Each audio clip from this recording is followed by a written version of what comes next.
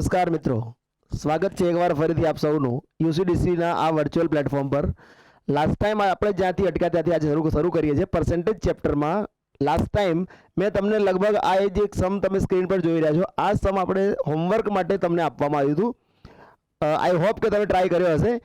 ખાલી મેથડ જોઈ લઈએ આપણે। આ સમને સોલ્વ કરવા માટે અલગ અલગ બે મેથડ જોઈએ, જે કન્વિનિયન્ટ હોય એ મેથડ તમે એક્સેપ્ટ કરી શકો છો।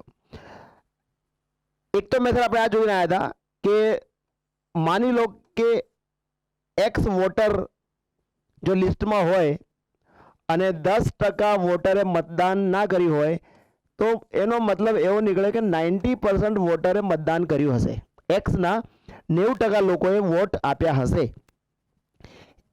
આ જેટલા વોટ અપાયા છે એમાંથી 10% मत इनवेलिड जाहिर थया छे। एनो मतलब एवो इंटरप्रेट करी सकीए कि 90% मत वेलिड छे। आनी पहला जो सम जोईने आया था ए हूँ फरी एक बार स्क्रीन पर लाई दऊं। आपणे आ सम जोईने आया था कि x% वोटर आया होय जेमांथी 75% मतदाताओए मतदान कर्युं होय तो एना 75% काढ्या था अने एना 98% वेलिड वोट अने एना 75% बराबर 9261 आपणे जोया था। पण आ सममां थोडुंक ध्यान रखवानी बात ए छे कि अहींया इज इक्वल टू हूँ लखीश 1620, मतलब टोटल वोटर एक्स एना 90% वोटर आया, एना 90% वेलिड वोट, एना केटला परसेंट बराबर 1620 आ मारे आइडेंटिफाई करवानुं छे। तो आना 54% बराबर 1620 नहीं। अहींया ध्यान राखवानुं छे आ कन्सेप्ट ने कि सफल उम्मीदवार ने 54% वोट मळ्या छे अने 1620 ना बहुमत थी जीत्यो छे। एनो मतलब 1620 वोट आ बहुमत छे, मेजोरिटी छे। हवे मेजोरिटी केटली छे तो 54% वोट तो विनर ने मळ्या छे। एनो मतलब के 46% वोट लूजर ने मळ्या हशे। एनो मतलब 8% मेजोरिटी थी जीत्या छे। मतलब के 1620 जे मत प्राप्त थया छे ए टोटल मान्य मतोना 8% छे। आउ इंटरप्रेट करी शकाय। Now your question is solved. हवे आपणो प्रश्न सॉल्व थई गयो। हवे खाली आपणे केल्क्युलेशन करवानी बाकी रहे छे। आपणे सिम्पली आने केल्क्युलेट करीए। आ 0 थी 0 कट 1620 में अंकों सरवाळो जोई लीए। 6 ने 1 7, 7 ने 2 9 એટલે 9 થી ડિવાઈડ થશે। આને હું 9 થી ડિવાઈડ કરી દઉં। 9 એકા 9, 9 ઈઠ્યું 72 અને આ 0। આને અગેન 9 થી ડિવાઈડ કરી દઉં। So this is 20। 20 ને અને 8 ને 4 4 થી ડિવાઈડ કરી દઉં તો 4 2 અને 4 5। આ 2 થી જો આને ડિવાઈડ કરી દઉં तो आ 50। तो टोटल वोट आई गया 50 गुण्या 100 એટલે 5000 અને એનો ગુણાકાર 5 માં એટલે કે 25000। કુલ મતોની સંખ્યા કેટલી? 25000। રાઈટ। આ તો છે એક અપ્રોચ। હવે જોઈએ આપણે કે બીજું કોઈ અપ્રોચ છે સોલ્વ કરવા માટે। Okay, let S C. બીજો અપ્રોચ જોઈએ। હું એમ માની લઉં કે ટોટલ વોટર 100 હતા। આવું હું માની લઉં જેમાંથી 10 वोटर आया नहीं એટલે કે 90 वोटर आया। एना 10% इनवेलिड, 90 ना 10% 9 मतलब के 81 वेलिड वोट। आ हूँ मानीने चालू। तो 81 वेलिड वोट होय तो जीतनार ने तो 8% ज मेजोरिटी थी जीत्यो छे। मतलब 81 ना 8% वोट ज मळ्या छे। तो हूँ 81 ना 8% फाइंड करी लऊं એટલે મને ખબર પડી જાય क्या केटलू 8 एका 8 इट्ठी 64 અને નીચે 100 मतलब 6.48। 81 ના 8% મત જ મળ્યા છે એટલે કે 6.48 મત મળ્યા છે વિનર ને। તો હું એમ લખી શકું કે જ્યારે 6.48 વોટ મળ્યા છે ત્યારે કુલ વોટ કેટલા હતા? 100। તો જ્યારે 1620 મળ્યા છે ત્યારે કુલ વોટ કેટલા? જ્યારે 1620 મળ્યા છે ત્યારે કુલ વોટ કેટલા? Easily we can find out. 1620 ગુણ્યા 100 અહીંયા 648 અને પોઈન્ટ દૂર કરવા માટેના બીજા 0 બે 0 આપણે ઉપર મૂકી દઈએ. હવે આને આપણે સોલ્વ કરતા જઈએ. તો ડિવિઝિબિલિટી રૂલ ખબર હોય તો આને બી 4 થી ડિવાઈડ કરાય, આને પણ 4 થી ડિવાઈડ કરાય. તો આને 4 થી ડિવાઈડ કરી દઉં તો આ થશે 16 ચોક 64 અને 4 દુ 8. આને કરીએ તો આ થશે 405. 400 4 4 જા અને 4 5 20. આને 2 થી કટ કરી દઉં તો આ થશે 81 અને આને 2 થી કટ કરી દઉં તો આ થઈ જશે આ 50 અને આ 5000. રાઈટ. આ બંનેને 9 9 થી કટ કરાય પણ સિમ્પલી હું 81 થી અને સીધું ડિવાઈડ કરી દઉં. 81 5 જા 81 5 જા 405. તો આ ટોટલ વોટોની સંખ્યા થઈ ગઈ 25000. ક્લિયર છે? તો આ પણ એક મેથડ છે. આ મેથડથી પણ કરી શકાય. પેલી પણ એક અપ્રોચ છે. જે ઇઝી લાગે એ મેથડથી આપણે જઈ શકીએ છીએ. ઇલેક્શન પર આધારિત પ્રશ્નો આ ટાઈપના એક્ઝામમાં પ્રશ્ન પૂછાય છે. Now we move forward to next method.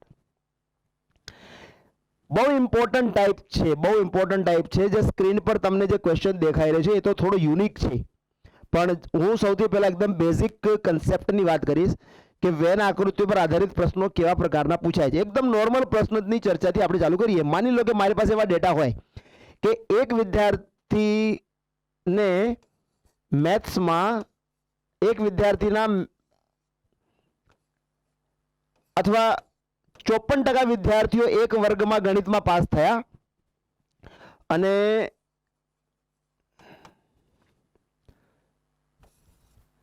66% વિદ્યાર્થીઓ ઇંગ્લિશમાં પાસ થયા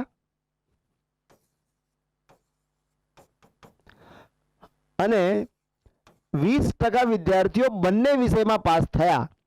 આટલી ઇન્ફોર્મેશન મારી પાસે છે કે એક ક્લાસમાં 54% સ્ટુડન્ટ્સ પાસ્ડ ઇન મેથેમેટિક્સ, ગણિતમાં પાસ થયા, 66% વિદ્યાર્થીઓ ઇંગ્લિશમાં પાસ થયા, 20% વિદ્યાર્થીઓ બંનેમાં પાસ થયા. તો હું આ ડેટાને કંઈક આ રીતે રિપ્રેઝેન્ટ કરી શકીશ વેન ડાયાગ્રામની મદદથી. this circle is for maths and this circle is for English. જે બંનેમાં પાસ થયા હોય એને હું અહીંયા વચ્ચે મૂકી દઉં. સો this is 20. ગણિતમાં 54% વિદ્યાર્થી પાસ થયા છે. ગણિતના સર્કલમાં 20 આઈ હેવ ઓલરેડી રિટન. તો અહીંયા મારે હવે 34 લખવા પડશે કેમ કે ગણિતમાં 54% વિદ્યાર્થીઓ પાસ છે. ઇંગ્લિશમાં 66% વિદ્યાર્થીઓ પાસ છે. 20 I have already return in the intersection in the middle. તો અહીંયા મારે હવે લખવા પડશે 66 માંથી 20 જાય એટલે અહીંયા મારે લખવું પડશે 46. આ થશે 46. રાઈટ. તો આનું ખાલી ઇન્ટરપ્રિટેશન જોઈએ આપણે. આનું ઇન્ટરપ્રિટેશન એવું છે કે 20% વિદ્યાર્થીઓ એવા છે જે બંને વિષયમાં પાસ છે. 34% વિદ્યાર્થીઓ એવા છે જે માત્ર ગણિતમાં પાસ છે. 46% વિદ્યાર્થીઓ એવા છે જે ઓનલી ઇંગ્લિશમાં પાસ છે. 66% વિદ્યાર્થીઓ એવા છે જે ઇંગ્લિશમાં પાસ છે અને 54% વિદ્યાર્થીઓ એવા છે જે ગણિતમાં પાસ છે. 20% એવા છે જે બંનેમાં પાસ છે. ક્લિયર? તો આ છે આનું ઇન્ટરપ્રિટેશન. બીજું, આ મેં પાસનો ડાયાગ્રામ બનાવ્યો. મતલબ કુલ પાસ વિદ્યાર્થી કેટલા છે? તો 34 અને 46. 46 ને 4 50 80 100%. 100% વિદ્યાર્થી પાસ છે. મતલબ ફૂલ્લી પાસ નથી, 100% વિદ્યાર્થી પાસ છે. તો 20% વિદ્યાર્થી જ બંનેમાં પાસ છે. બંનેમાં મતલબ 80% વિદ્યાર્થી ફેલ હોવા જોઈએ. રાઈટ. તો અલગ અલગ આના ઇન્ટરપ્રિટેશન છે. આપણે આપણા ક્વેશ્ચન તરફ જઈએ.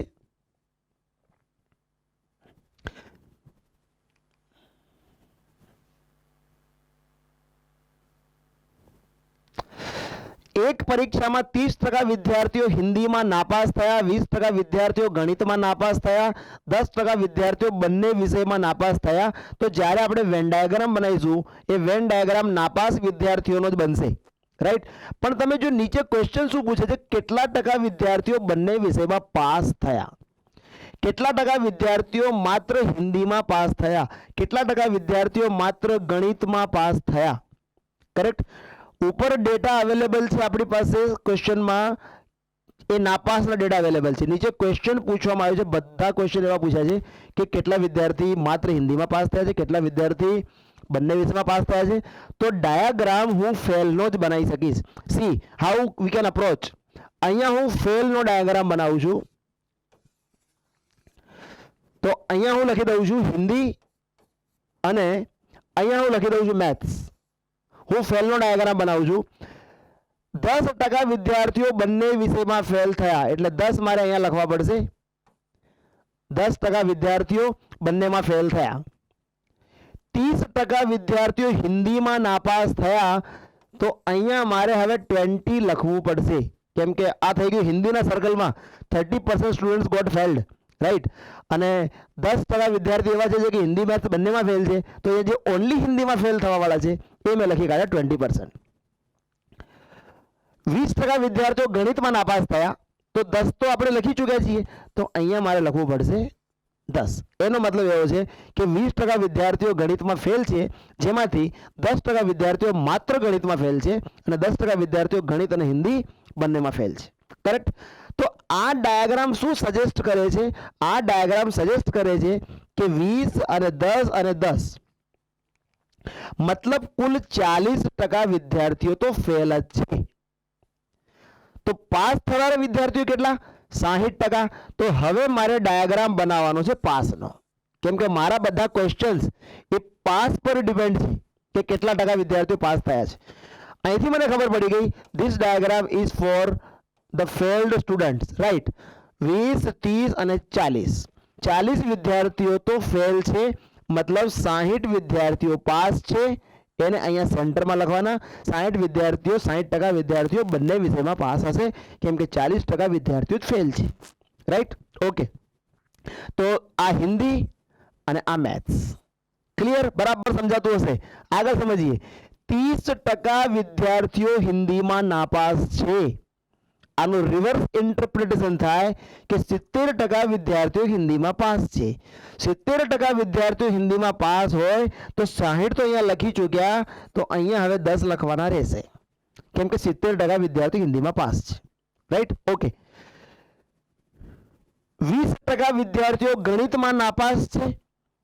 એનો મતલબ 80% વિદ્યાર્થીઓ ગણિતમાં પાસ છે. 80% માંથી 60% તો અહીંયા લખી ચૂક્યા, એટલે મારે અહીંયા હવે 20 લખવાના. See what is the interpretation? આનો મતલબ એવું નીકળે કે 60% વિદ્યાર્થીઓ બંનેમાં પાસ છે. 10% વિદ્યાર્થીઓ માત્ર હિન્દીમાં પાસ છે અને 20% વિદ્યાર્થીઓ માત્ર ગણિતમાં પાસ છે. Now we C hour question. કેટલા ટકા વિદ્યાર્થીઓ બંને વિષયમાં પાસ? કેટલા? 60%.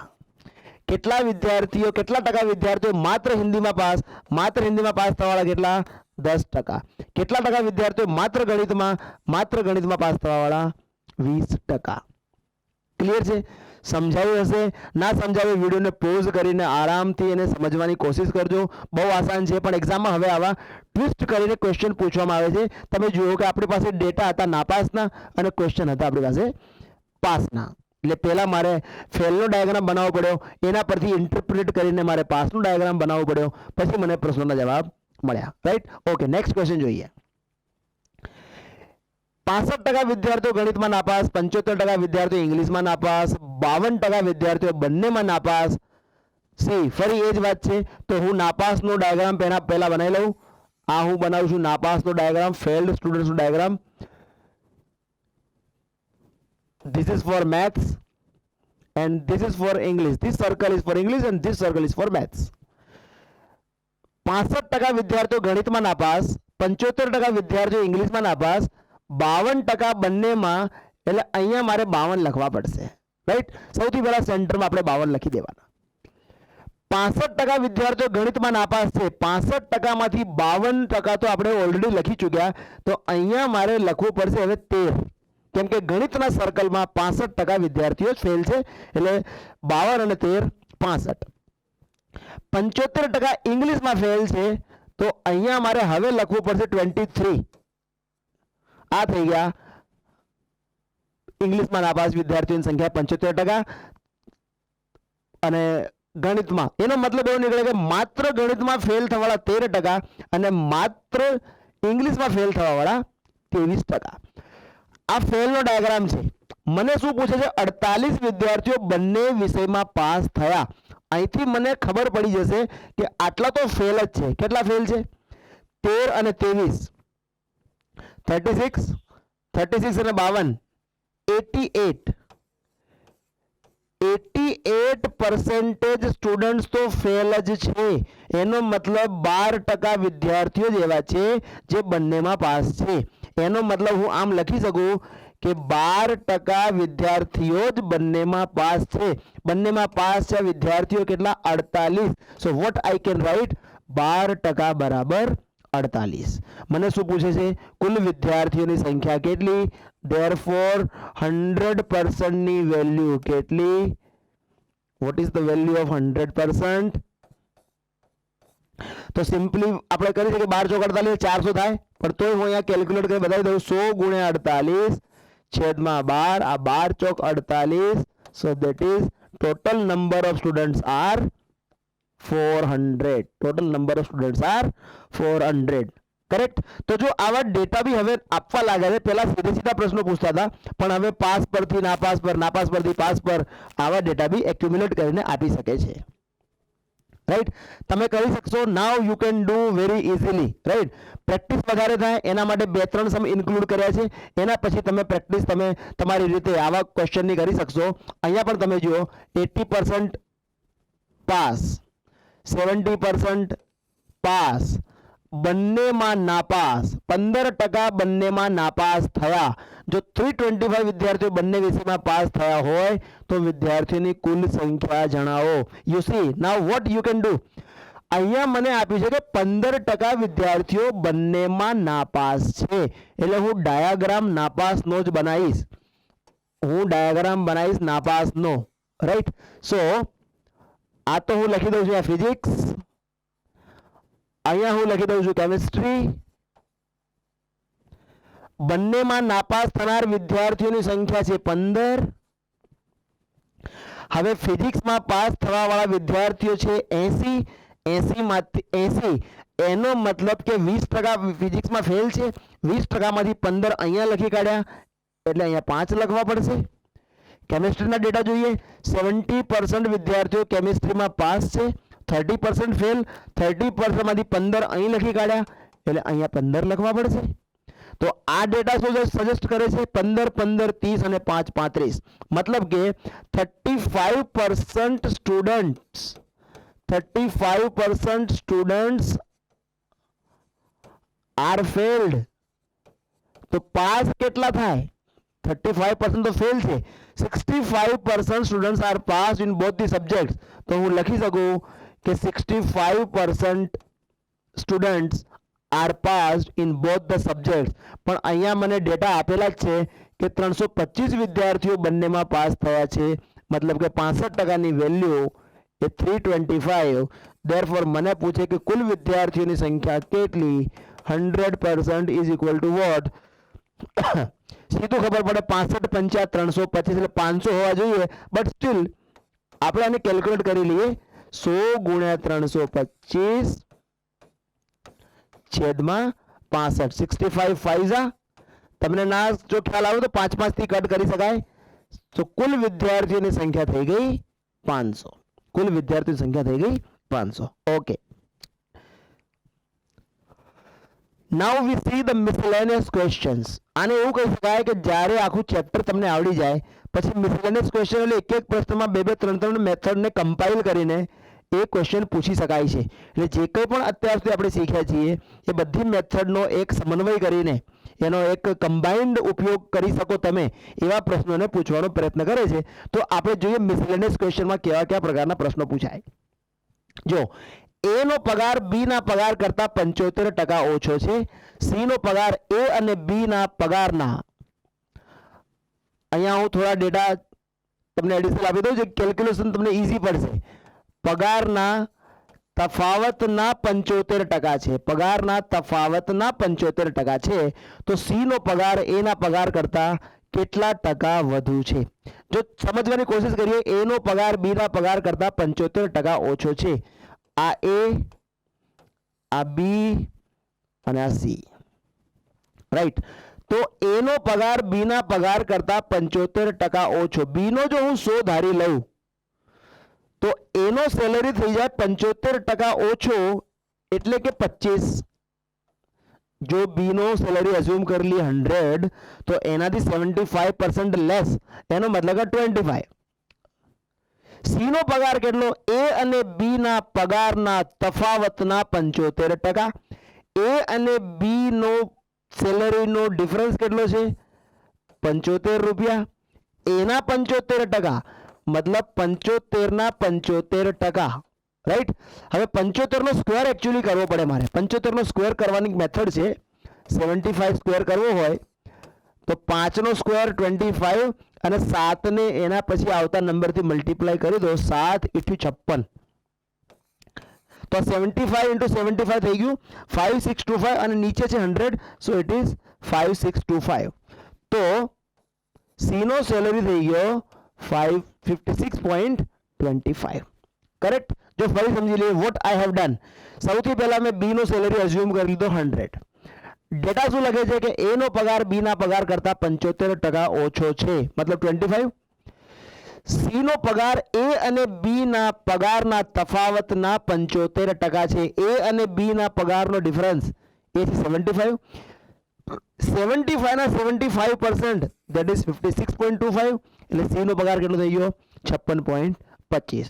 હવે ક્વેશ્ચન શું પૂછે છે કે સી નો પગાર એ ના પગાર કરતા કેટલા ટકા વધુ છે? તો તમે જુઓ, સી નો પગાર એ ના પગારથી 31.25 રૂપિયા વધારે છે. ડિફરન્સ 56.25 - 25. કેટલું વધારે છે? 31.25 વધારે છે. સી નો પગાર એ ના પગારથી વધારે છે. એનો સેલરી કેટલો છે? 25. 25 ની સામે જ્યારે એના 25 રૂપીસ છે તો એની સામે સી ના 56.25 રૂપિયા છે.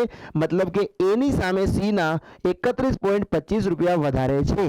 કરેક્ટ. મને તો પર્સન્ટેજ પૂછે છે તો મારે એને કેવું પડશે કે 100 પર કેટલા વધારે છે.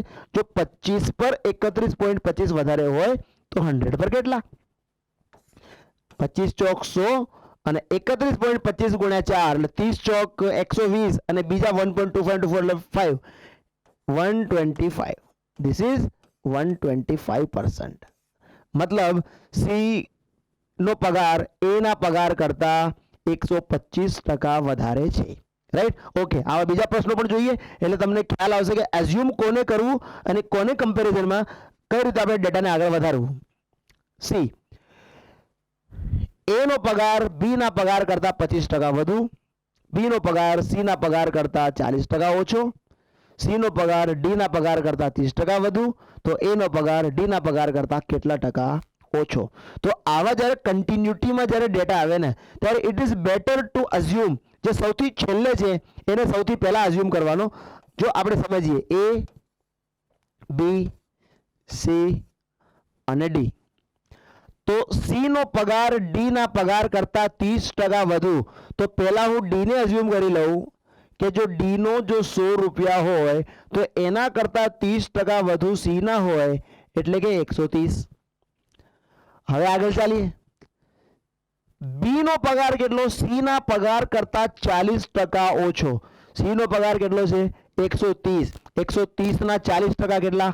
52 રૂપિયા. એટલે 130 માંથી 52 માઇનસ કરી દઉં. 130 ના 40% 52.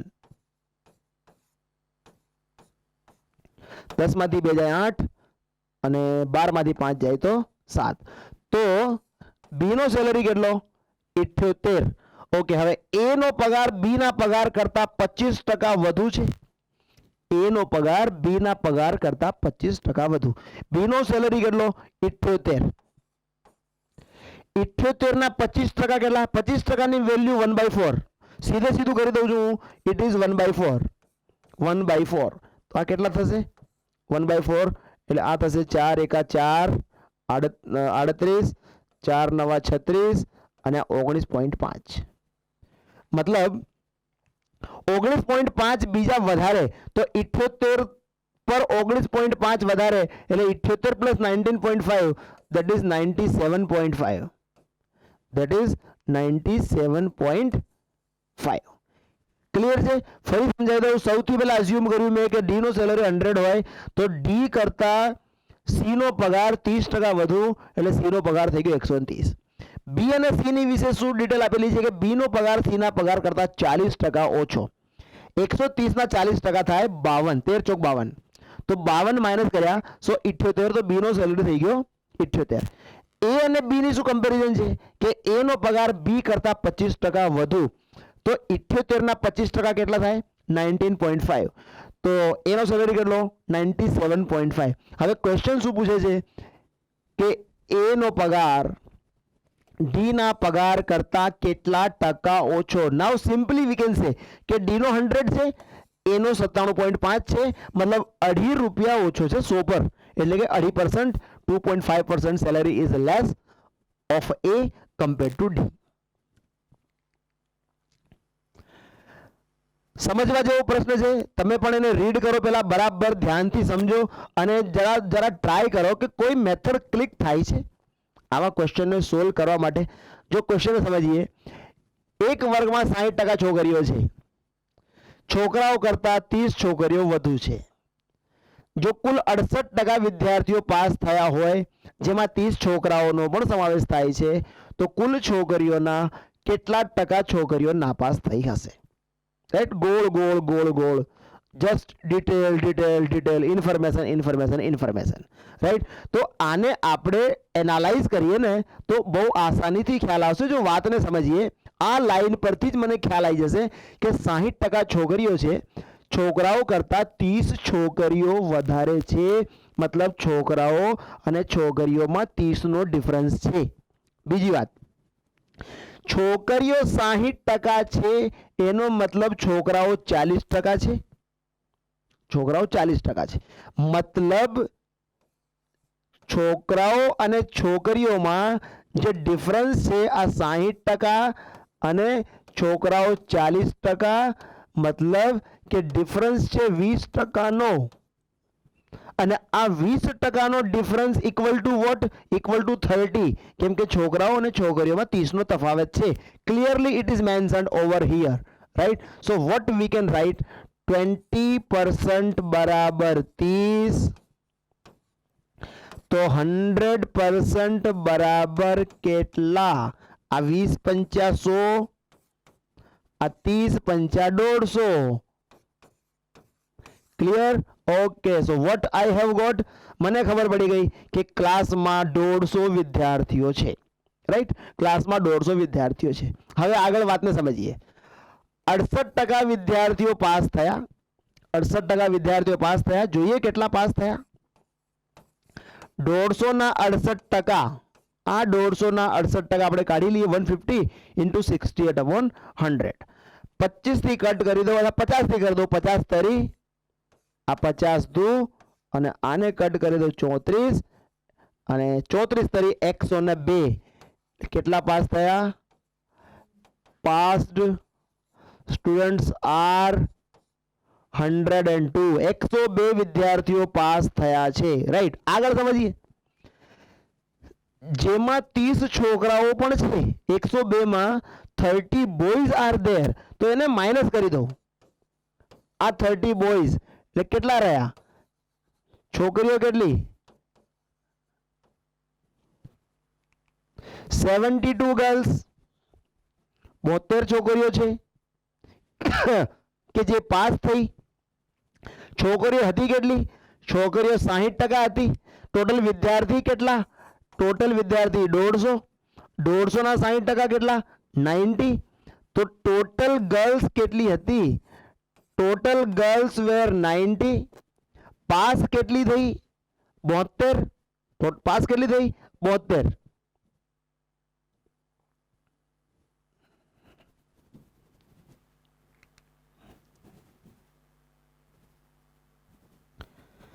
તો 72 પાસ છે, તો ટોટલ છે 90. 90 માંથી 72 પાસ, તો ફેલ કેટલી? 18 ફેલ. 18 ફેલ. મને શું પ્રશ્ન પૂછે છે કે કુલ છોકરીઓના કેટલા ટકા છોકરીઓ નાપાસ થઈ? કુલ છોકરીઓના કેટલા ટકા છોકરીઓ નાપાસ થઈ? તો કેટલા ટકા છોકરીઓ નાપાસ થઈ? નાપાસ થવા વાળી છોકરીઓ છે 18. કુલ છોકરીઓ કેટલી હતી? 90. તો 90 માંથી 18 નાપાસ થઈ. કુલ ગર્લ્સ હતી 90, નાપાસ કેટલી થઈ? 18. તો 90 માંથી 18 નાપાસ થાય તો મારે તો પર્સન્ટેજ કહેવાના છે કે 100 માંથી કેટલા?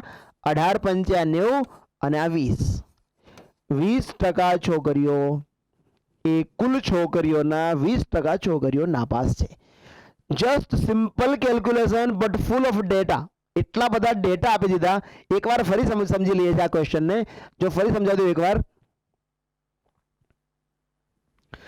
કોઈ વિશેષ કામ નથી કર્યું, બરાબર સમજી લઈએ કે 60% તો છોકરીઓ હતી, એનો મતલબ એવો નીકળે છે કે 40% છોકરાઓ હતા. મતલબ કે છોકરાઓ અને છોકરીઓમાં 20%નો ડિફરન્સ છે. પણ ઉપર પહેલી જ લાઈનમાં લખે છે કે છોકરાઓ કરતાં 30 છોકરીઓ વધારે છે. તો આપણે શું લખી શકીએ છીએ કે 20% બરાબર 30. Therefore 100% is equal to what? આ હું લખી શકું. તો 100% વિદ્યાર્થીઓની વેલ્યુ મને મળી ગઈ 150 વિદ્યાર્થી. રાઈટ, મને મળી ગયું 150 વિદ્યાર્થી. હવે શું લખે છે કે 68% વિદ્યાર્થીઓ પાસ થયા. મેં શું કર્યું? 150 ના 68% ફાઇન્ડ કરી લીધા. 50 દુ અને 50 તરી અને 34 એટલે કે 190. ટોટલ પાસ થનાર વિદ્યાર્થી કેટલા? 102. એમાં શું લખે છે કે જેમાં 30 તો છોકરાઓ છે, 30 છોકરાઓ કાઢી નાખે એટલે આપણને શું મળે? 72 છોકરીઓ પાસ. 72 છોકરીઓ પાસ. છોકરીઓ હતી કેટલી? તો 150 વિદ્યાર્થીના 60% છોકરીઓ છે, એટલે 90 છોકરીઓ હતી. 90 છોકરીઓમાંથી 72 ગર્લ્સ પાસ હોય, મતલબ કે 18 ગર્લ્સ ફેલ. 18 girls fail. તો સિમ્પલી આઈ કેન રાઇટ કે 90 માંથી જો 18 ફેલ હોય તો 100 માંથી કેટલી ફેલ? 18 પંચા 90 અને 20. Right, 20% girls are failed. Right, simple હતું પણ થોડું કેલ્ક્યુલેશન વાળું ક્વેશ્ચન હતું. બહુ ઇમ્પોર્ટન્ટ ક્વેશ્ચન છે. આ ટાઈપના ક્વેશ્ચન એક્ઝામમાં બેઠે બેઠા સીધા પૂછાઈ જાય છે એની સંભાવના છે. તમે જોયું હશે પીઆઈની એક્ઝામમાં નંબર સિસ્ટમનો એક ક્વેશ્ચન જે આપણે ડિસ્કસ કર્યો હતો કે 7ના પ્રથમ 21 મલ્ટિપલની સરેરાશ કેટલી, એ પૂછાઈ ગયો. તો પૂછાઈ જાય છે, બેઠા ક્વેશ્ચન પૂછાઈ જાય ઘણીવાર. તો જો બહુ ઇમ્પોર્ટન્ટ ક્વેશ્ચન છે અને આપણે સમજવાની કોશિશ કરીએ. પોતાની આવકના 75% ખર્ચ કરે છે. તો અહીંયા હું સમજાવી દઉં કે ઇન્કમ માંથી એક્સપેન્ડિચર માઇનસ કરો, then you will get your saving. This is your saving. તો હું 100 અઝ્યુમ કરીને ચાલુ કે ઇન્કમ 100 રૂપિયા હોય અને એમાંથી 75 રૂપિયાનો ખર્ચ કરી દે તો વ્યક્તિની સેવિંગ થાય 25 રૂપિયા. બહુ ઇઝી છે, કોઈ હાઈફાઈ લોજિક ડિસ્કસ નથી કરી રહ્યા. Very easy concept we are discussing. Right, assuming 100.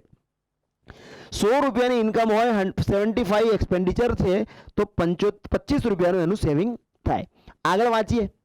જો તેની આવકમાં 20%નો વધારો થાય, મતલબ આવક થઈ જાય 120 અને ખર્ચમાં 10%નો વધારો થાય. ખર્ચ પહેલા કેટલો હતો? 75 રૂપિયા. 75 ના 10% 7.5. તો હવે ખર્ચ થશે 82.5. ક્લિયર છે? કોઈ હાઈફાઈ કેલ્ક્યુલેશન નથી, સિમ્પલી વી આર ડુઈંગ.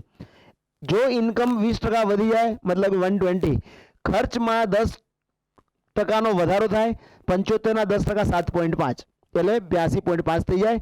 તો હવે સેવિંગ કેટલી થઈ ગઈ? 120 માંથી 82.5 માઇનસ કરી દઈએ એટલે 37.5. 37.5 રૂપીસ. ઓકે, હવે શું પૂછે છે કે તેની બચતમાં કેટલા ટકાનો વધારો થયો, વધારો થાય. પહેલા બચત કેટલી હતી? 25. હવે બચત કેટલી છે? 37.5. બચત કેટલી વધી ગઈ? 12.5 રૂપિયાની બચત વધી ગઈ.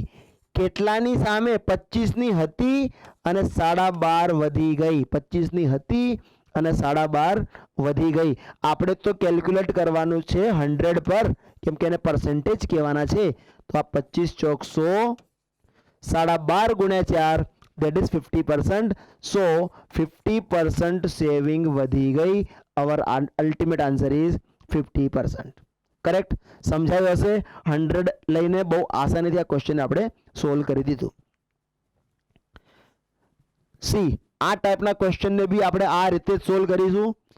કપની કિંમતમાં 10% ઘટાડો કરવામાં આવે તો વેચેલા કપની સંખ્યામાં 30% વધારો નોંધાય છે. અહીંયા હું શું અઝ્યુમ કરું છું? એક તો હું અઝ્યુમ કરી લઉં કપની સંખ્યા, આ હું અઝ્યુમ કરી લઉં, અને બીજું હું અઝ્યુમ કરી લઉં એક કપની કિંમત. તો તમને અહીંથી ટોટલ સેલ મળી શકે. કપની સંખ્યા ગુણ્યા એક કપની કિંમત કરીએ આપણે તો આપણને ટોટલ કલેક્શન આપણને મળી જાય. સમજીએ આપણે કે 100 કપ અને એક કપની વેલ્યુ 100 રૂપિયા, એક કપની કિંમત બી 100 રૂપિયા અઝ્યુમ કરી લઉં અને 100 કપનું સેલિંગ થાય છે એમ પણ હું અઝ્યુમ કરી લઉં તો મારું ટોટલ કલેક્શન થઈ જાય 10,000 રૂપિયાનું. કરેક્ટ, બહુ સિમ્પલ કેલ્ક્યુલેશન કરીને સમજવા માંગીએ છીએ. હવે શું લખે છે કે જ્યારે કપની કિંમતમાં 10%નો ઘટાડો કરવામાં આવે, એટલે કિંમત કેટલી કરી દઉં? કિંમત કરી દઉં 90 રૂપિયા. પહેલા હતી 100 રૂપિયા, હવે કિંમત કરી દઈએ 10% ઘટાડો કરી દઈએ, 10 રૂપિયા માઇનસ કરી દઈએ. So now the cost is 90 rupees. તો વેચેલા કપની સંખ્યામાં 30%નો વધારો થાય, મતલબ જે પહેલા 100 કપ વેચાતા હતા એ હવે 130 કપ વેચાય. એક કપની વેલ્યુ 90 રૂપીસ થઈ ગઈ અને જે સેલિંગ હતું કપનું નંબર ઓફ કપ્સ એ 130 થઈ ગયા.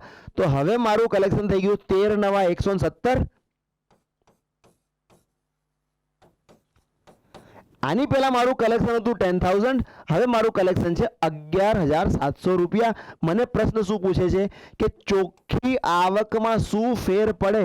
ચોખ્ખી આવક વધે, કેટલી વધી? 10,000ની સામે 1700 વધી. અહીંયા હું લખીને બતાવું, 10,000 રૂપિયાની ઇન્કમ હતી, એની સામે 1700ની ઇન્કમ વધી. મને તો ક્વેશ્ચન હંમેશા પર્સન્ટેજમાં પૂછે છે મારી પાસેથી. સો ઇન્ટુ 100, આ 2 0 થી 2 0 કટ, આ 2 0 થી આ 2 0 cut. So there is always, મતલબ almost 17% rise in the net income. ચોખ્ખી આવકમાં 17%નો વધારો થાય. ક્લિયર છે? ઓકે, આગળ ચાલીએ. ડીવાયએસઓની એક્ઝામમાં ક્વેશ્ચન પૂછાઈ ચૂક્યું છે. જો આ ક્વેશ્ચનને અઝ્યુમ કરીને તમે એક્સ અઝ્યુમ કરો તો the question will become bit difficult. પણ આને આપણે જો એક નંબર અઝ્યુમ કરીએ ને તો બહુ ઇઝી રહેશે. ઘણી વખત સ્ટુડન્ટ એમ ટ્રાય કરે કે ધારો કે નંબર એક્સ હોય તો જ્યારે ધારવું જ હોય તો જો આપણે ધારીએ કે નંબર શું ધારવાનું, એ જે બી સંખ્યા હતી એને વિદ્યાર્થીને 5/3 વડે ગુણવાનું હતું. એના બદલે 3/5 વડે ગુણી કાઢ્યું. કરેક્ટ. અહીંયા એક નંબર હતો, આ નંબરને વિદ્યાર્થીને 5/3 થી મલ્ટીપ્લાય કરવાનું હતું, પણ મલ્ટીપ્લાય કરી નાખ્યું 3/5 થી. તો જ્યારે મને ખબર છે કે અહીંયા મારે કોઈ એવો નંબર મૂકવાનો છે તો why should not I put the number કે જે 3 થી બી ડિવાઈડ થાય અને 5 થી બી ડિવાઈડ થાય. તો 3 અને 5 નો એલસીએમ લઈ લેવાનો, એ છે 15. તો એ નંબર અઝ્યુમ કરી લો 15. આ નંબર અઝ્યુમ કરીને લાયા 15. તો 15 એક એવી સંખ્યા છે કે જેને 5/3 થી મલ્ટીપ્લાય કર્યું હોત ને તો answer would have come 25. Answer 25 આવ્યો હોત. પણ કર્યું શું? 3/5 થી મલ્ટીપ્લાય કર્યું. આન્સર શું આવી ગયો? 9. ડિફરન્સ કેટલો આવી ગયો? 16 નો. એ જ આપણને પ્રશ્ન પૂછે છે કે કેટલા ટકાની ત્રુટી, કેટલા ટકાની એરર જોવા મળે છે. તો ટકા તો મારે 100 પર કહેવાના છે. તો મને ખબર પડે કે 25ની સામે આન્સર 9 આવ્યો, એનો મતલબ કે 25ની સામે આન્સર 16 ઓછો આવ્યો. 25ની સામે આન્સર 16 ઓછો આવ્યો તો 100 પર કેટલા? તો આ 25 ચોક 100 અને આ 16 ચોક 64. 64% આ એરર છે. 64%ની એરર છે. બહુ આસાનીથી કેલ્ક્યુલેટ કરી શકશો, એટલે કોઈ જરૂર નથી એક્સ અને આ વાયના વચ્ચે લાવવાની. સિમ્પલી આવો એક નંબર અઝ્યુમ કરીને, મતલબ તમે 3 અને 5નો લસા લઈને 15 અઝ્યુમ કરી લીધો. આવી રીતે એક્ઝામમાં કોઈ બીજો નંબર આવે તો તમે લસા લઈને છેદનો એ નંબરને ડિસાઈડ કરી શકશો. કરેક્ટ? ઓકે. એક સંસ્થામાં 60% કર્મચારીઓ પુરુષ છે, જેના 40% કર્મચારીઓનો પગાર 50,000 થી વધુ છે. કુલ કર્મચારીઓના 36% કર્મચારીઓનો પગાર 50,000 થી વધુ છે, તો કેટલા ટકા સ્ત્રીઓનો પગાર 50,000 થી ઓછો છે? Right? Question full of information, પણ જો સમજતા જઈએ, ક્વેશ્ચનને હું આસાન કરવા માંગુ છું. કોઈ હાઈફાઈ અપ્રોચ આપણે અપ્લાય કરવા નથી માંગતા. તમે સમજતા જાઓ કે આખા પ્રશ્નમાં ડેટા શું છે. એક સંસ્થામાં 60% કર્મચારીઓ પુરુષ છે. હું લખું એ તમે જુઓ. અહીંયા હું લખું છું ટોટલ, અહીંયા હું લખી દઉં છું મેલ, અને અહીંયા હું લખી દઉં છું ફિમેલ. હવે જે ડેટા મારી પાસે છે એ તમે જુઓ. હું લખી દઉં, માની લો કે મારી પાસે 100 કર્મચારીઓ છે, જેમાંથી 60% એટલે કે 60 તો પુરુષ છે અને 40 સ્ત્રીઓ છે. જેના 40% મતલબ કોના? આ 60%ના 40%. 60%ના 40% એટલે કેટલા? 24. મતલબ કે 24 પુરુષો એવા છે કે જેનો પગાર મોર દેન 50,000 જેનો સેલરી હોય એવા 24 પુરુષ છે. આગળ વાંચીએ.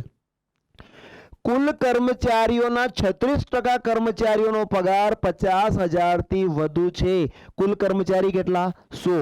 100ના 36% કેટલા? 36. 36 કર્મચારીઓનો પગાર 50,000 થી વધુ ટોટલ, જેમાંથી 24 પુરુષ કર્મચારીઓનો પગાર 50,000 થી વધુ. એનો મતલબ કે 12 સ્ત્રીઓનો પગાર 50,000 થી વધુ હોવો જોઈએ. ક્લિયર છે? સમજાઈ ગયો છે બિલકુલ આસાનીથી. ટોટલ 36 માંથી 24 કર્મચારીઓ તો પુરુષ છે, તો 12 કર્મચારીઓ સ્ત્રી હોવી જોઈએ, જેનો સેલરી મોર દેન 50,000 નો છે. ઓકે. 40 સ્ત્રીઓમાંથી 12 સ્ત્રીઓનો પગાર 50,000 થી વધુ. 40 સ્ત્રીઓમાંથી 12 સ્ત્રીઓનો પગાર 50,000 થી વધુ. 100 પર હું કેલ્ક્યુલેટ કરું, મને ટકા મળી જશે. આ 0 0 કટ, આ 4 તરી 12, મતલબ 30% સ્ત્રીઓનો પગાર 50,000 થી વધુ. મને ક્વેશ્ચન શું પૂછે છે? કેટલા ટકા સ્ત્રીઓનો પગાર 50,000 થી ઓછો? 70% ફિમેલ નો સેલરી 50,000 થી ઓછો. So our answer would be 70%. Clear છે? જો બહુ ડિફિકલ્ટ નથી, પણ થોડું ગ્રાસ્પિંગ અને કોમ્પ્રિહેન્ડિંગ આ થોડું આપણું સારું હોવું જોઈએ. ઓકે. x માઇનસ વાયના 60% બરાબર x પ્લસ વાયના 20%, તો વાય એક્સના કેટલા ટકા? જો પહેલા તો એક વાતને સમજી લઈએ. મને કોઈ પણ એવો પ્રશ્ન પૂછી લે કે વાય એક્સના કેટલા ટકા, this is how many percentage, Y એક્સના કેટલા ટકા, તો મારે આમ જ લખવાનું રહેશે. એક્સ ડિનોમિનેટરમાં, વાય ન્યુમરેટરમાં, Y upon x into 100. This I have to find out. મને પ્રશ્ન એવો પૂછ્યો હોત ને અહીંયા કે એક્સ વાયના કેટલા ટકા, તો મેં લખ્યું હોત X upon Y into 100. Correct? A B ના કેટલા ટકા, એ બી ના કેટલા ટકા, A upon B into 100. Right?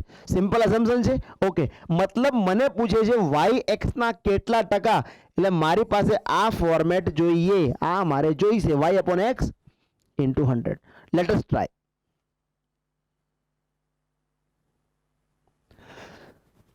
Data શું છે આપણી પાસે? એક્સ માઇનસ વાય ના એટલે ક્રોસ મલ્ટીપ્લાય ના 60% is equal to x plus y ના 20%. This is given in the question. Simply 100 will be cancelled. Right.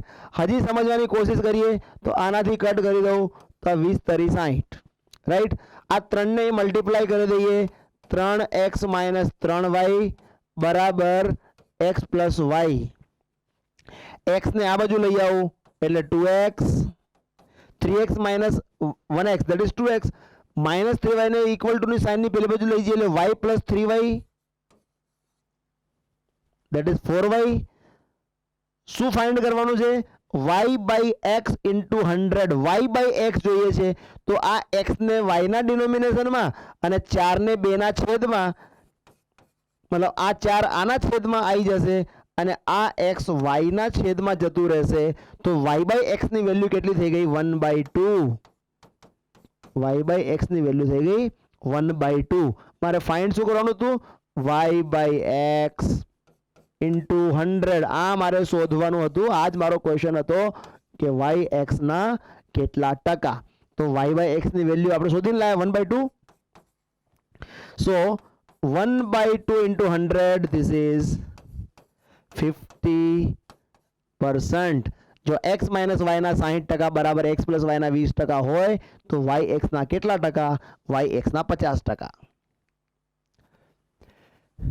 એક એક્ઝિબિશનમાં એન્ટ્રી ફી 1 રૂપિયો છે. બહુ ઇમ્પોર્ટન્ટ અને સારો ક્વેશ્ચન છે. એન્ટ્રી ફી 1 રૂપિયો છે. ફીમાં 25%નો ઘટાડો કરવાથી વેચાણમાં 20%નો વધારો થયો તો મુલાકાતીઓની સંખ્યામાં કેટલા ટકાનો વધારો થયો હશે? Once again what we will assume? We will assume 100. Correct. જો આપણે સમજવાની કોશિશ કરીએ, અહીંયા હું લખી દઉં છું વિઝિટર, અહીંયા હું લખી દઉં છું વિઝિટર્સ. માની લો કે 100 મુલાકાતીઓ આયા, પહેલા 100 મુલાકાતીઓ આવતા હતા. અહીંયા હું લખી દઉં છું ટિકિટનો રેટ, અહીંયા હું લખી દઉં છું રેટ ઓફ ટિકિટ. ટિકિટનો રેટ કેટલો છે? 1 રૂપિયો. 1 રૂપિયો. તો આપણને ઇઝીલી ખ્યાલ આવી જશે કલેક્શન કેટલું? 100 વિઝિટર આવે અને 1 રૂપિયાની ટિકિટ હોય તો what would be the collection? 100 રૂપીઝનો કલેક્શન. ક્લિયર છે? ઓકે. એન્ટ્રી ફીમાં 25%નો ઘટાડો કરવામાં આવ્યો, મતલબ 1 રૂપિયાની ટિકિટ હવે 0.75 ની થઈ ગઈ. 1 રૂપિયાની ટિકિટ હવે 0.75 રૂપિયાની થઈ ગઈ, જેનાથી વેચાણમાં 20%નો વધારો થયો. મતલબ જે વેચાણ 100 રૂપિયાનું હતું એ વેચાણ હવે 120 રૂપિયાનું થઈ ગયું. સો નાવ યોર કલેક્શન ઇઝ 120 રૂપીઝ. 120 રૂપિયાનું કલેક્શન છે અને ટિકિટના દર 0.75 છે. તો કલેક્શનને ટિકિટના દરથી ડિવાઈડ કરી દઈશું તો કેટલા મુલાકાતીઓ આવ્યા એ આપણને મળી જશે. રાઈટ. તો આ 120 રૂપિયા ટોટલ કલેક્શન, આ ટિકિટનો દર 0.75, ઉપર હું ગુણ્યા 100 લખી દઉં છું. પોઈન્ટ દૂર કરવા માટે ઉપર હું 100 લખી દઉં. 25 તરી 75, 25 ચોક 100, બંનેને 25 25 થી ડિવાઈડ કરી નાખ્યા. આ 20, ધીસ ઇઝ સોરી 40, 3 થી ડિવાઈડ કરો સો ધીસ ઇઝ 40. 40 ઇન્ટુ 4 મુલાકાતીઓ કેટલા આયા? 160. પહેલા મુલાકાતીઓ કેટલા આવતા હતા? 100. મને શું પ્રશ્ન પૂછે છે કે મુલાકાતીઓની સંખ્યામાં કેટલા ટકાનો વધારો થયો? પહેલા શું આવતા હતા, હવે 160 આવે છે, મતલબ કે 60% મુલાકાતીઓ વધી ગયા. રાઈટ. બહુ ઇઝીલી સમજી લીધું, એકદમ આસાનીથી. કોઈ પણ પ્રકારના આવા ક્વેશ્ચન આવે પર્સન્ટેજના, વેન વી નો કે મારે પર 100 જ કહેવાનું છે તો આપણે 100 ને અઝ્યુમ કરીને ચાલવાનું, બહુ આસાનીથી કામ થઈ જશે. ચાના ભાવમાં 20% વધવાના કારણે એક વ્યક્તિ વપરાશમાં 20%નો ઘટાડો કરે છે તો તેના ખર્ચમાં કેટલા ટકાનો ઘટાડો થાય? સિમ્પલી એક ફોર્મ્યુલા છે R²/100, મતલબ 20 નો વર્ગ,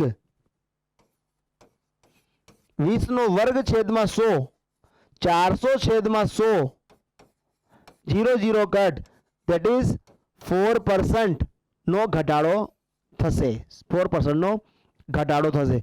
આ તો મેં સિમ્પલી ફોર્મ્યુલા અપ્લાય કરી દીધી. તમને આગળ પણ આ ફોર્મ્યુલા આપીશું, પણ એ ક્યારે વાપરવાની એ જ્યાં સુધી ક્લિયર નહીં હોય ને ત્યાં સુધી એ ગડબડ થશે. આ એક એવી ફોર્મ્યુલા છે કે એક સરખો વધારો અને એક સરખો ઘટાડો કરવામાં આવે ને, એક સરખો વધારો અને એક સરખો ઘટાડો કરવામાં આવે તો ઓલવેઝ ધેર ઇઝ ડિક્રીઝ હંમેશા ઘટાડો જ થાય, અને ઘટાડો કેટલો થાય? r² અપોન 100% જેટલો, જ્યાં r એટલે શું? r એટલે ગિવન પર્સન્ટેજ. જેમ કે અહીંયા 30 આપ્યું હોત કે ચાના ભાવમાં 30%નો વધવાના કારણે એક વ્યક્તિ પોતાના ખર્ચમાં, વપરાશમાં 30%નો ઘટાડો કરે છે, તો તેનો ખર્ચ 9% ઘટી જશે, 30/2/100. રાઈટ? આ તો એક ફોર્મ્યુલા છે, પણ બેઝિકથી કરવા જઈએ ને, તો જો બેઝિકથી સમજીએ, રાઈટ, ચાનો ભાવ ધારો કે 100 રૂપિયા હોય, 100 રૂપિયા હોય, અને પછી ચાનો ભાવ થઈ ગયો 20 રૂપિયા, એટલે ચાનો ભાવ થઈ ગયો 120 રૂપિયા. ચાનો ભાવ થઈ ગયો 120 રૂપિયા. હવે વ્યક્તિ શું કરે છે? વપરાશમાં 20%નો ઘટાડો કરે છે. 20%નો મતલબ 100 એ 20 ઘટાડે છે. આપણે તો ભાવ કેટલો છે? 120. 120 ના 20% કેટલા? 120 ના 20%. આ 0 0 કટ, 12 × 24, એટલે 24 રૂપિયા પોતાનો ખર્ચ ઘટાડે છે, વપરાશ ઘટાડે છે. તો હવે એનો ખર્ચ કેટલો થઈ જાય છે? 96 રૂપીસ. પહેલા ખર્ચ કેટલો થતો હતો? 100 રૂપિયાનો ખર્ચ થતો હતો. હવે ખર્ચ 96 રૂપિયાનો થાય છે. મતલબ હજી 4% ખર્ચ ઓછો થાય છે. રાઈટ? કેમ? કન્ઝમ્પશન 20% ઘટાડ્યું એટલે. આમ પણ કરી શકાય, પણ એક ફોર્મ્યુલા છે, એ ફોર્મ્યુલાની તમે ઉપયોગ કરશો ને, r²/100, આસાનીથી જવાબ આવશે. જેમ કે ક્વેશ્ચન એવી રીતે આવ્યો હોત કે કોઈ પણ વસ્તુના ભાવમાં 25%નો વધારો થયો, જેના કારણે વ્યક્તિએ 25% વપરાશ ઘટાડી નાખ્યો, તો એના ખર્ચમાં કેટલા ટકાનો ઘટાડો થાય? 6.25%નો ઘટાડો થાય. 25/2/100. કોઈ બીજી વેલ્યુ આવી હોત કે 40%, અહીંયા એવું આવ્યું હતું કે 40% ભાવ વધ્યો અને એક વ્યક્તિએ પોતાનો ખર્ચ 40% ઘટાડી નાખ્યું, તો એના ખર્ચમાં કેટલા ટકાનો ઘટાડો થયો? 16%નો. 40/2/100, 16% એનો ખર્ચ ઘટી જશે. સિમ્પલી આ ફોર્મ્યુલા અપ્લાય કરી શકશો, પણ ક્યારે? જેટલા ટકાનો વધારો કર્યો હોય એટલા જ ટકાનો ઘટાડો પણ કર્યો હોય, તો in that case you can apply r²/100% decrease. Correct? Okay. એક ગામમાં 10% લોકો કોલેરાથી મૃત્યુ પામ્યા, બાકી રહેલાના 25% લોકોએ ગામ છોડી દીધું, જેથી ગામની જનસંખ્યા ઘટીને 4050 રહી ગઈ. તો પ્રારંભમાં જનસંખ્યા કેટલી હતી? બહુ આસાનીથી સમજીએ. તમે એઝ્યુમ કરી લો કે શરૂઆતમાં ગામડામાં જનસંખ્યા 100ની હતી. રાઈટ? 10% લોકો કોલેરાથી મરી ગયા, એટલે કે 10 મરી ગયા. સો નાઉ ધ રિમેનિંગ પીપલ કેટલા રહી ગયા? 90 પીપલ રિમેન્ડ ઇન ધ વિલેજ. 90 લોકો ગામડામાં રહી ગયા. બાકી રહેલાના 25% લોકોએ ગામ છોડી દીધું. બાકી કેટલા રહ્યા? 90 પીપલ. એના 25% એટલે શું? 1/4. સિમ્પલી કામ કરવાનું. 90 ના 1/4, 90 ના 25%, 1/4. 90 ના 1/4 લોકોએ ગામ છોડી દીધું. કેટલા? 1/4 કેટલા થાય? ચેક કરીએ આને. તો 4 દુ 8, 22.5. 22.5 લોકોએ ગામ છોડી દીધું. રહી કેટલા ગયા? 90 - 22.5. 90 - 22.5. તો આ 5, 9 માંથી 2 જાય 7, અને 8 માંથી 2 જાય તો 67. મતલબ 67.5 લોકો ગામડામાં રહી ગયા. તો જો આપણને શું કહે છે કે ઘટીને 4050 જ રહી ગયા, તો vote the relation I can identify કે જ્યારે 67.5 રહી ગયા, ક્યારે? જ્યારે પ્રારંભમાં 100 હતા. આ એક રિલેશન હું એસ્ટાબ્લિશ કરી શકું કે જ્યારે 67.5 રહી ગયા, ક્યારે રહી ગયા? જ્યારે સ્ટાર્ટમાં in the beginning there were 100 people in the village. મને શું કહે છે કે 4050 રહી ગયા, તો હું શોધી શકું કે જ્યારે 4050 રહી ગયા ત્યારે પ્રારંભમાં કેટલા હતા. ઓકે, 4050 ગુણ્યા 100 છેદમાં 67.5, પોઈન્ટ દૂર કરવા માટે લગાડી દીધું અહીંયા 0. કરેક્ટ? ઓકે. 7 ને 5 12 ને 6 18 18 એટલે 9 થી ડિવાઈડ થાય. અહીંયા 5 ને 4 9 બંનેને હું 9 9 થી ડિવાઈડ કરી દઉં. સી 9 થી ડિવાઈડ કરું 9 સત્યુ 63 9 સત્યુ 63 વધ્યા 45 9 પંચા 45. અહીં 9 થી ડિવાઈડ કરું 9 ચોક 36 9 પંચા 45 અને આ 0. રાઈટ. ઓકે, હવે આને 5 થી ડિવાઈડ કરો 15 થી બી કરી શકાય. તો આ 15 પંચા 75 અને આને 15 થી કરો તો આ 15 તરી 45 ને 0. આને 5 થી કરી દઈએ તો આ 5 છંગ 30 6 ગુણ્યા 1000 that is 6000 people were initially there in the village. પ્રારંભમાં ગામડામાં 6000 લોકોની સંખ્યા હતી. તમે ક્રોસ વેરીફાઈ કરશો તો તમને મળશે કે 6000 હતા, 6000 ના 10% મરી ગયા, 6000 ના 10% એટલે 600 એટલે 5400 રહી ગયા. 5400 ના 25% એ લોકોએ ગામ છોડી દીધું એટલે છેલ્લે આટલા રહી ગયા. આપણે 100 માનીને ચાલવાનું કે 100 હતા, 10 ડાઈડ, 90 લેફ્ટ, 90 ના 1/4 22.5 માઇગ્રેટેડ, રહી ગયા કેટલા 67.5. જ્યારે 67.5 રહી ગયા ત્યારે ઇનિશિયલી 100 હતા. તો જ્યારે મને ડેટા આપે છે કે જ્યારે 4050 રહી ગયા ત્યારે પ્રારંભમાં કેટલા હતા. Right. So our answer is 6000 people.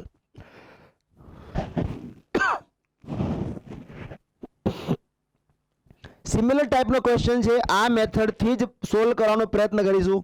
એક વ્યક્તિએ તેની પાસે રહેલા પૈસામાંથી 40% રકમ તેની પત્નીને આપી, બાકી રહેલ રકમના 20% તેના 3 પુત્રોને આપ્યા, મતલબ 20% ટુ ઈચ. આ અહીંયા સમજવું જરૂરી. ઈચ ઓફ ધ 3 સન્સ, દરેકને 12%, 20%, 20% દરેકને આપ્યા. બાકી રકમની અડધી રકમ અન્ય ખર્ચાઓમાં વાપરી અને બચેલા 12000 રૂપિયાને બેંકમાં જમા કરાયા.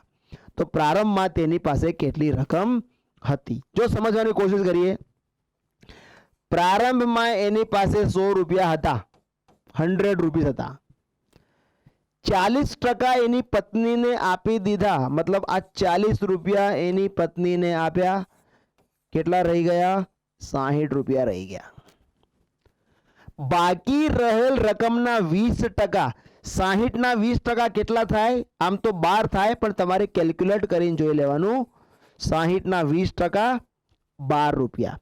12 રૂપિયા દરેક પુત્રને, 3 પુત્રોને આપ્યા, મતલબ કે 36 આપ્યા. રહી કેટલા ગયા? 24 રૂપિયા. 60 રૂપિયા રહી ગયા. 100 રૂપીસ હતા, 40 પત્નીને આપ્યા, 60 રહી ગયા. 60 ના 20% એટલે 12 રૂપિયા. 12 રૂપિયા 3 પુત્રોને આપ્યા એટલે કે 36 રૂપિયા આપી દીધા. 60 માંથી 36 અપાઈ ગયા, રહી ગયા 24. જે રહી ગયા એની અડધી રકમ ખર્ચી નાખી અન્ય ખર્ચાઓમાં. તો 24 ની અડધી રકમ થાય 12. તો 24 માંથી પાછા બીજા 12 ખર્ચી નાખો ત્યારે રકમ બાકી બચે છે 12. એ 12 રૂપિયાને બેંકમાં જમા કરાયા. મને પૂછે પ્રારંભમાં કેટલા હતા? તો જ્યારે 12 રૂપિયા જમા કરાયા, જ્યારે 12 જમા કરાયા ત્યારે 100 હતા. તો જ્યારે 12000 કરાયા ત્યારે કેટલા હશે? તો 12000 ગુણ્યા 100 છેદમાં 12, આ 1000 ઇન્ટુ 100 that is 1 લાખ. પ્રારંભમાં એની પાસે 1 લાખ રૂપિયા હશે. રાઈટ. જો 100 લઈને x લીધું હોત તો બહુ કોમ્પ્લિકેટેડ સમ થઈ ગયું હોત. It would have cumbersome. Right. પણ જ્યારે 100 લઈને ચાલ્યા બહુ આસાનીથી આપણે કામ કરતા ગયા અને આપણો આન્સર બહુ આસાનીથી આવી ગયો. એક ઇન્સ્પેક્ટર કુલ મીટરના 0.08% મીટરને રિજેક્ટ કરે છે, તો 2 મીટરને રિજેક્ટ કરવા માટે કેટલા મીટર એક્ઝામિન કરવા પડશે? રાઈટ. સમજીએ. એક ઇન્સ્પેક્ટર છે, x મીટર છે, કોઈ બી મીટર હોઈ શકે, લાઇટના મીટર કે કોઈ પણ એક મીટર હોઈ શકે. ટોટલ x મીટરને એણે એક્ઝામિન કર્યા. માની લો કે x મીટરને એક્ઝામિન કર્યા અને x મીટરના કેટલા ટકા રિજેક્ટ કર્યા? 0.08% રિજેક્ટ કર્યા.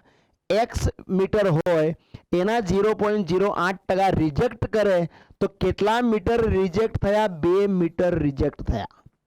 आ थई गयो आपणी पासे एक एक एक टर्म आई गयो। हवे जो आने सोल्व कर दीए, एक्स ना 8 0.08% એટલે પહેલા તો આ પોઈન્ટ દૂર કરવા માટેના 2 0 અને પછી આ પરસેન્ટેજના 2 0 equal to 2, right. Simplified calculation કરીએ, 2 ચોક 8, આ 4 થી કટ कर दो આને 2500, આ 2500 ની પહેલી બાજુ લઈ જઈએ એટલે x બરાબર 2500। मतलब આપણો ક્વેશ્ચન હતો કે કેટલા મીટર એક્ઝામિન કરવા પડે તો તમે 0.08% રિજેક્ટ કરો તો 2 મીટર રિજેક્ટ થાય, તો 2500 મીટર તમારે એક્ઝામિન કરવા પડે। આ ટાઈપના question full of language, full of information, ખાલી સમજવાનું જ છે, બાકી કશું જ નથી આમાં। જો સમજી લઈએ, ગણિતના એક પ્રશ્નપત્રમાં there are 75 problems, 75 સમસ્યાઓ છે, 75 પ્રશ્નો છે। અહીંયા હું લખું છું આ અરિથમેટિક, આ અલ્જેબ્રા અને આ જ્યોમેટ્રી, ધીસ ઇઝ જ્યોમેટ્રી। 10 પ્રશ્નો અંકગણિતના છે, 30 પ્રશ્નો બીજગણિતના છે અને 35 પ્રશ્નો એ જ્યોમેટ્રીના છે। ક્લિયર? આ થઈ ગયા total 75 problems in a mathematics exam. 75 સમસ્યાઓ પ્રોબ્લેમ્સ પૂછવામાં આવી, જેમાં 10 અંકગણિત, અલ્જેબ્રાની 30 અને જ્યોમેટ્રીના 35। એક સ્ટુડન્ટે શું કર્યું? શોભાએ 60% અંકગણિતના પ્રશ્નો સોલ્વ કર્યા। અંકગણિતના પ્રશ્નો કેટલા હતા? 10, સોરી 70%। પ્રશ્નો કેટલા હતા? 10। સોલ્વ કેટલા કર્યા? 70%। 10 ના 70% કેટલા થાય? 7। 7 પ્રશ્નો સોલ્વ કર્યા। 40% બીજગણિતના સોલ્વ કર્યા। બીજગણિતના પ્રશ્નો કેટલા હતા? 30। 30 ના 40% કેટલા થાય? 30 ના 40% 12। ના ખબર પડે તો તમે કેલ્ક્યુલેટ કરી લેજો। 30 ના 40% 0 0 કટ 3 ચોક 12। તો અલ્જેબ્રાના કેટલા સોલ્વ કર્યા? 12। બીજગણિતના કેટલા સોલ્વ કર્યા? 60% બીજગણિતના પ્રશ્નો સોલ્વ કર્યા। 35 ના 60% કેટલા થાય? તો 35 ના 60% થાય 21। જો અહીંયા હું સોલ્વ કરી દઉં છું, 35 ના 60%, 5 5 થી કટ કરી દઉં, આને 5 થી કટ કરું તો 20, આને 5 થી કટ કરું તો 7 અને આને 20 થી કટ કરી દઉં તો 3, 7 તરી 21। 21 પ્રશ્નો જ્યોમેટ્રીના સોલ્વ કર્યા। હવે આપણને ખ્યાલ આવી ગયો કે ટોટલ સોલ્વડ ક્વેશ્ચન કેટલા છે। 21 અને 7 28 અને 12 40 પ્રશ્નો સોલ્વ કર્યા। 40 પ્રશ્નો સોલ્વ થયા છે। પ્રશ્ન શું પૂછે છે મને કે કુલ પ્રશ્નોના 60% પ્રશ્નો સાચા ના હોવાથી નાપાસ થઈ। मतलब આનો પોઝિટિવ ઇન્ટરપ્રિટેશન કે જો ટોટલ પ્રશ્નો છે એના 60% પ્રશ્નો સાચા લખો then only you are pass। તો 75 ના 60% કેટલા થાય? 75 પ્રશ્નો હતા, 60% મારે લાવવા પડે પાસ થવા માટે, તો 75 ના 60% કેટલા થાય? 75 ના 60% તમે કેલ્ક્યુલેટ કરી શકો છો। 75 ના 60%, 25 થી કટ कर दो, 25 तरी 25 ચોક, 4 થી કટ करो 15, 15 तरी 45। 45 પ્રશ્નો સાચા લખવાના હતા, સાચા કેટલા લખ્યા? 40। પ્રશ્ન શું પૂછે છે? પાસ થવા બીજા કેટલા વધુ પ્રશ્નો સાચા લખવા પડશે? પાસ થવા માટે બીજા 5 પ્રશ્નો વધુ સાચા લખવા પડશે। करेक्ट है? क्वेश्चन જોવાથી એવું લાગે કે બહુ ટિપિકલ છે, કમ્બરસમ છે, પણ when we started to calculate, જ્યારે આપણે સોલ્વ કરવાનો પ્રયત્ન કર્યો ત્યારે આપણને ખ્યાલ આવ્યો કે ના, એટલા બધા ડિફિકલ્ટ ક્વેશ્ચન હોતા નથી। રાઈટ? જો આપણે આપણું અપ્રોચ સારું રાખીશું ને તો બહુ આસાનીથી આપણે કામ કરી શકીશું અને બહુ સારા પદ પર જવાથી આપણને કોઈ રોકી નહીં શકે। Right? So friends, this was all about the remaining part of percentage. આ પરસેન્ટેજનો આપણો જે ભાગ બાકી રહી ગયો હતો એ ભાગને આપણે અહીંયા પૂરો કર્યો। વધુ નવા ચેપ્ટર સાથે આપણે આગળ મળીશું। ટિલ ધેન કીપ ફોલોવિંગ અસ। જય હિન્દ, જય ભારત, નમસ્કાર।